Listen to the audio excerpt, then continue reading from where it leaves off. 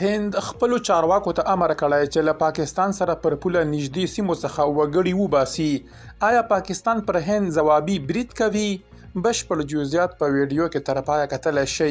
درنو لیدونکو ستړي مه شئ.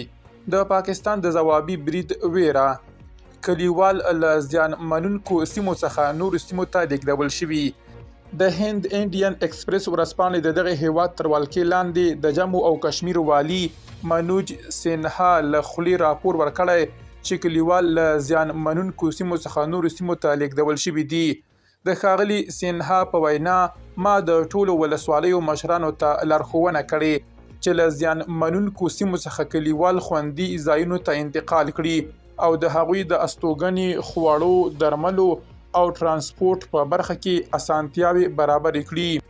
دغه تابعیاوې وروسته له هغه نیول کیږي چې د هند پوځ پر پاکستان او د دغه هیواد تر ولکې لاندې کشمیر کې ځینې سیمې په نښه کړي دي.